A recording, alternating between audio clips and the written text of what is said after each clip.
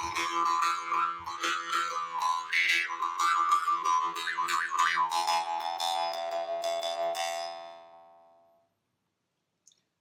friends, MD Vegan. I make a green juice today because it's my gentle juice fasting day. I do that once a week, and once I make it, today, I make a new juice. A juice recipe or a plant milk or whatever beverage I would like to drink on that day to make the fasting day a delight. These juices, for example, fresh juices are super delicious. I can always create new recipes and get to know the ingredients. And also, the fasting day is not just to cleanse my body and to tidy up my mind, it is also tidy up my kitchen, my refrigerator. For example, I have herbs today. I have green leaves like a kale here, a bunch of kale. I tear it apart into small pieces, cut it apart, and you can take everything from the kale plant, what comes out of the earth, stems, everything. I cut it into small pieces to have it fit into the juicer. It's a small juicer, the small opening I mean. Otherwise you have a fast juicer with a large opening. You can put everything in there, but sometimes you can get the greens juiced. Depends. These slow juicers, they are for everything usually, and it's a good thing to have after a while because I'm juicing all the time, so every week I mean, so good for me to have one. So that's the kale. That's one green and very, very high nutrition in the kale. There's nothing higher than kale. The plant with the most nutrition at all. It's fascinating. It has a strong flavor. And I have two more strong flavors, green flavors here. I have parsley. That's a very common herb, green herb here in Germany. Parsley, it's everywhere in the shops. And it's a green sour flavor. I would call it peppery a little bit, but it's typical green flavor to me, a little sour. It's a strong cleanser too. It is known for that. And that's a whole bunch. And then there is a not so well known rosemary. It's well known, but not so common, right? It's common too, I would to say. It's a Mediterranean herb, but it's nothing compared to parsley. That's everywhere, easy to use. Chop it up, put it in a salad. You have a nice salad. But the rosemary is an ancient herb that has a very great health benefits. It's supposed to be. No, it's scientific. It's for the brain. There's science for that. It makes the brain work better. Very cool. And even the Egyptians of 4,000 years ago or so, they said it and talked about it and wrote about it. And science has proven it. It's a very strong flavor, but it's a gentle flavor. It's not like, for example, thyme. It's a very different herb. Thyme is also from the same family, Mediterranean herbs, the basil family, the mint family. It's called the mint family. And they are all similar, but the thyme from the same family, you can only use a small amount. It tastes like medicine otherwise, too strong. Very interesting. And they all have different benefits. They all have health benefits, all these herbs. They are the second healthiest food we have. Dark leafy greens, like kale, is the healthiest, officially. And then we have the green herbs, the second healthiest, together with the spices. So they all have their benefits, and rosemary is for the brain, and parsley is cleansing, and kale has all the nutrients you find elsewhere. Not elsewhere so much, too, so many different nutrients and so many of them. So the three greens here are powerful, and I will find out about the flavors. And if you have a green juice, you also want to have it something, I would say, something to sweeten it, to make a sweet sour addition to balance the bitter flavors. Greens are usually bitter. And today I have two main fruit to make the green juice delicious, and that's pear and apple. Apple is perfect for kale because it is sweet and sour. It's balanced, nicely balanced. And I like to add pear to the kale because the pear has the sweet flavor that lacks a little bit when you have only apple with a kale. Also, pears are wonderful for parsley. Parsley pear is a classic. So that works together greatly, I think. And then I have lemon here. Oops, the apple fell into a lemon. Apples to apples. And here is a lemon. I don't know if I can use all of it. Maybe I can because I have so many greens and so many fruit. And a good amount of ginger root, 3 inches or so. Will be a lot of juice, maybe a liter or so, I guess.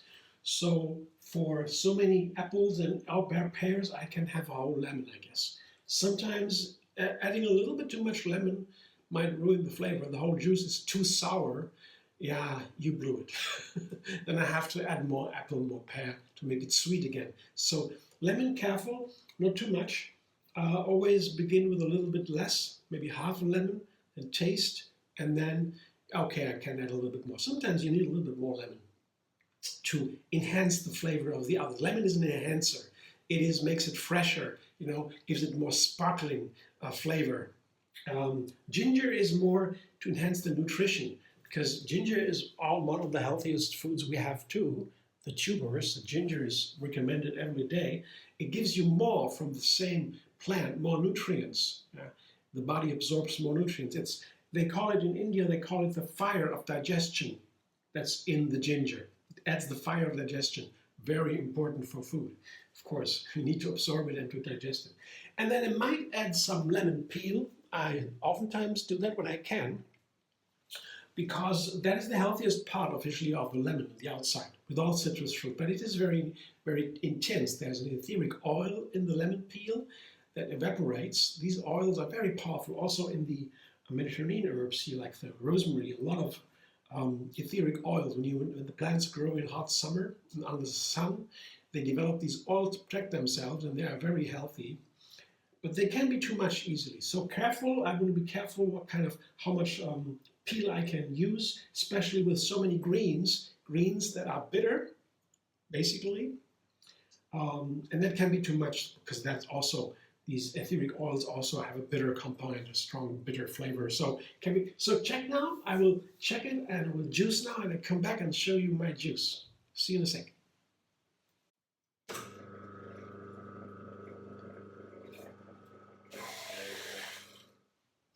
My juice here, it's a little bit more than a liter.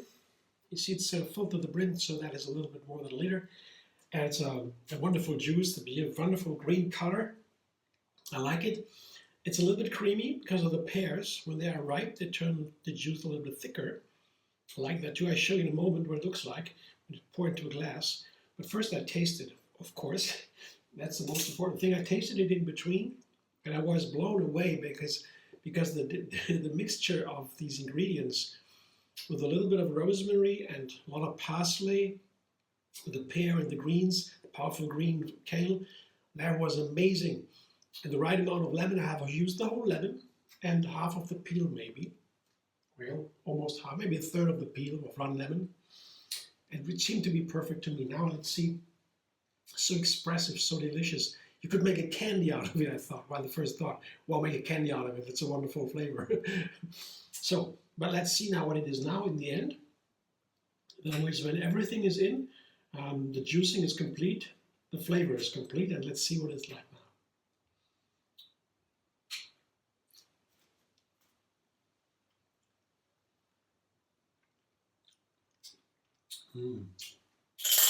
It's a powerful flavor, sweet and sour, bitter, a little bit, but very balanced. And you have the expression of these herbs. Yeah, you have them in there. The base is really a powerful green flavor. It just tastes like a green flavor to me, with the parsley and the kale. And then this powerful rosemary flavor, slightly shaping it. Wonderful. Let me see. Let me show you what it looks like. Really, I love that juice. You definitely want to taste that. Here it is. Whoops. It's a beautiful color. And it will feed me now for the next time being here. I drink these juices slowly, as when I fast, I take out the fiber. That's what the juicer does. Basically removes the fiber. That what cannot be digested by the body, but nevertheless carries a lot of nutrients too. You give away some nutrients on the fasting day. But fasting is not about nutrients so much. It's not about removing nutrients, so you still can get your nutrients on a fasting day. It's about reducing calories and fiber, to me. Not necessarily. You can also fast with fiber, but medically it is called reducing of calories. That means when the body gets less calories than it's used to on a day, it begins to generate energy in a different, more efficient way. It helps itself. It's called ketosis. That means it burns smaller molecules than sugar. Sugar is a large molecule. That's the usual fuel of the cells. Most of the cells burn sugar. Everything has to be broken down to sugar, but before it gets into fuel, texture, consistency, and gets burned in the cells to generate the energy.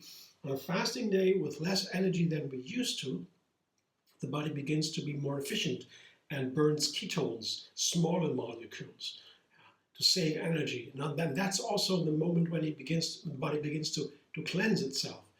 The cells create debris all the time, and they produce proteins, for example, 10,000 of proteins are produced every day by the cells, each cell, and some production has failures. That's normal. It's all the time happens. And then this failure production produces garbage, and this garbage has to be removed.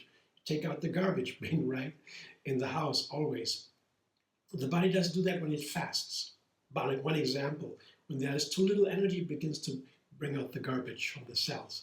That's important. It's rejuvenating. If you don't do that, the aging begins. So fasting is as stronger than good, and diseases come from that. So fasting is also anti-aging.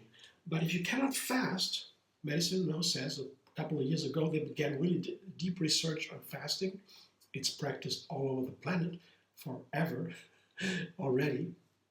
But now we have plenty of food in many parts of the world, so fasting is done more like a therapy. And it is researched now. They say it creates health benefits, but sometimes it's too much for people. It can be very intense. So there are other ways to get the anti-aging process going. The garbage bin taken out. It goes also with other foods that you can eat. I don't talk about that now, but there are other ways. But you can do the fast if you're healthy, if you feel great. Once a week shouldn't be a problem. One day only shouldn't be a problem. It can harm you even in one day. For example, if you don't drink enough, can bear on the neck and the kidneys. They have to bring the toxins out, and if you have too little water so to wash it through, well, it can go back into the system and destroy or harm inner organs like the kidneys and so on. So careful with that. Or if you are on a medication, you take your medicine every day or regularly with a doctor, and the doctor has to say, you ask the doctor to tell you if you can fast, because when you eat less, the dosage can change and so. So that are problems that you have to be aware of if you fast. But if you feel great and you have no medication and everything, you can do the fasting for one day and you drink enough. I, for example, have to drink 4 liters, I know, found out. To drink less, headaches can come. I don't like that. I stop, I eat something, but then it's too late already. Once the headaches are there, they persist. That's my experience to myself. It's only just a personal experience. To avoid that, I'm always good with 4 liters. And I drink a lot. I have to count the liters to make sure, because my body doesn't tell me always that I'm thirsty, that he needs juice, water, something liquid, tea, coffee, broth, veggie broth, whatever, plant milk. I can drink anything, yeah, but it has to be enough. If the quantity really matters to me, yeah. And I guess it makes sense because you need to drink that to get the toxins out of the body. Otherwise, they stay in the body and cause problems, right? And I have to drink the juice slowly because, as I started in a little discourse here, if the fiber is out of the food, like in the juice, basically a lot of fiber is out, it goes into the bloodstream right away without digestion. Digestion pauses. That's the second part. Not just reducing calories, I also reduce the fiber. I fast without fiber. That means digestion can pause, almost like at night. Ideally, I don't eat late, so the body can rest, digestion can slow down during the night. And that's a good way to restore the tissues and everything, to cleanse. The body does a cleansing every night. That's very important. Also, the dreams are a cleansing of the mind. So the deep sleep, recharging. So that's all very important. And the fasting is a little bit similar because digestion pauses. And digestion is a very important part of the immune system, the healing. That, I like that a lot. So much, so great to reduce toxins in the body, to pause digestion, save a lot of energy. It goes direct to the bloodstream. But for that reason, I have to drink slowly because drinking fast, this high energy juice would cause a sugar spike in the blood, and that can cause problems again. So you have to be aware of some things when you fast. It's not difficult. And if you want to make this definitely delicious juices, I would recommend to begin with a simple juice like a carrot juice. You don't even need anything else, just carrots. When you have a nice carrot, not too bitter, you just juice a carrot and be happy. Or you can add an orange, it's classic, or an apple, it's classic, or a little bit of lemon with the apple. All these things you can do. Have wonderful, easy juices. These green juices are a little bit more difficult. You need a better juicer for that. The green juices aren't for every juicer. This is more advanced, yeah. But you can begin with very simple juices to be happy and enjoy your fasting day, because that's basically the sense of life, right? To be happy, to feel happy inside. And when you feel happy inside, everything works better. Healing goes better, the body begins to heal itself. It's calm and quiet and happy, so to say. And then you can also be helpful to your friends or to the people around you or to the environment. With happiness, everything goes better. That's the basic teaching of yoga, I would say. Yeah, I practice yoga every day, TriYoga, and that's also where the name of the Gentle Juicefasting comes from. Yogini, Kaliji, my teacher, she has created or founded the TriYoga system. It's fascinating, check it out. But the Gentle Juicefasting was her idea and inspiration to me. She calls it also TriYoga Moonfasting because we have the moon days for better fasting effects. And but that's a lot of stuff to learn. If you want to know that, you go to Facebook, TriYoga Moonfasting. It's a page I opened with a friend, and you can also see my juices there, the recipes, the Moonfasting calendar, and everything. Can chat, and so if you are interested. Otherwise, enjoy the videos, like, subscribe, Andy Vegan on YouTube. Have another recipe every single day, and find me on Facebook, Instagram, Pinterest, and X.